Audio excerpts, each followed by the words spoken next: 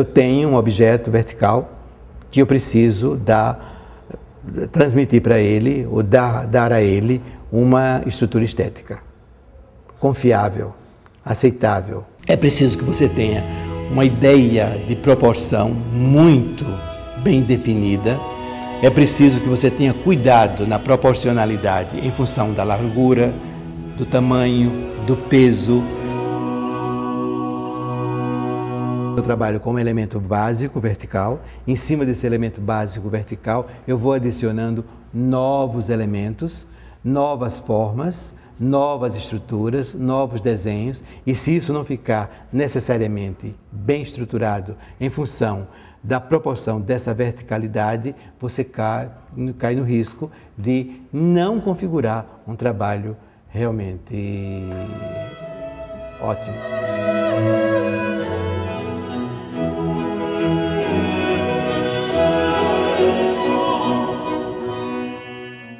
O que eu desenhava era muito melhor, era muito mais importante para mim, era muito mais significativo do que eu escrevia.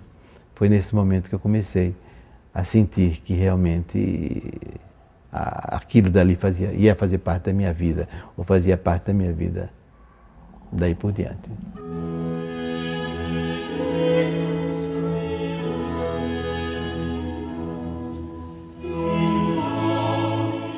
À medida que eu comecei a trabalhar, que comecei a tomar consciência de que eu precisava realmente trabalhar para poder me manter, da mesma forma que isso acontecia, eu cada vez ficava mais certo de que a minha expressão estética era muito mais importante do que a minha expressão como na escrita ou na fala.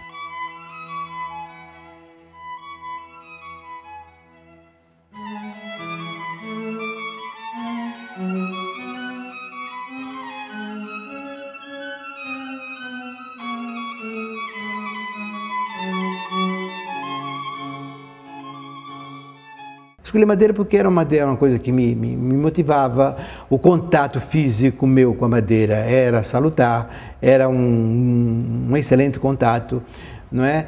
E à medida em que eu fui começando a trabalhar, eu fui vendo que eu tinha que respeitar profundamente as respostas que a madeira dava aos meus impulsos. Eu tinha que adaptar os meus propósitos às proposições da madeira.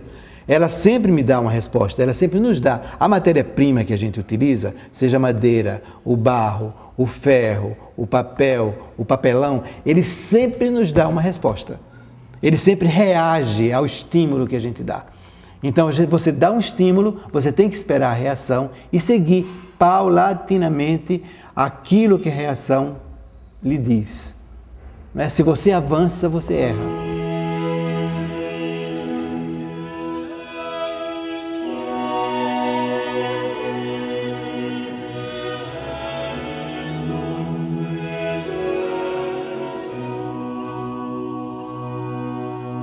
Para mim, a cidade, ela passou a existir no momento em que o meu trabalho começou a me mostrar que aquela configuração estética estava lá.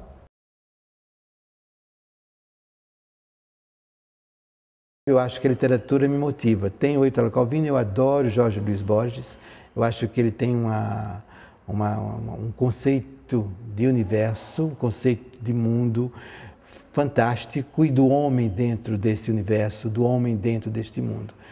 Sabe, me interessa profundamente.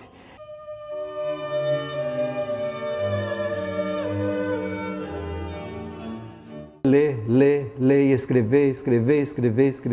Eu tenho que maturar as ideias. O raciocínio já chegou ao máximo que ele podia chegar e eu já começo a me aborrecer daquela ideia de tanto ela voltar, de tanto eu raciocinar, de tanto eu escrever a respeito dela. Eu começo a fazer, algumas vezes, o desenho fundamental, ou uma série de desenhos a respeito daquela ideia, né? Que já são os desenhos preparatórios para o trabalho. Em alguns casos, eu parto do desenho para as maquetes. Aí começo a fazer as maquetes pequenininhas, às vezes faço a maquete pequena, depois faço a maquete maior. Às vezes passo logo para uma maquete um pouco maior, um pouco mais avolumada, já dentro da especificidade do raciocínio a respeito da ideia.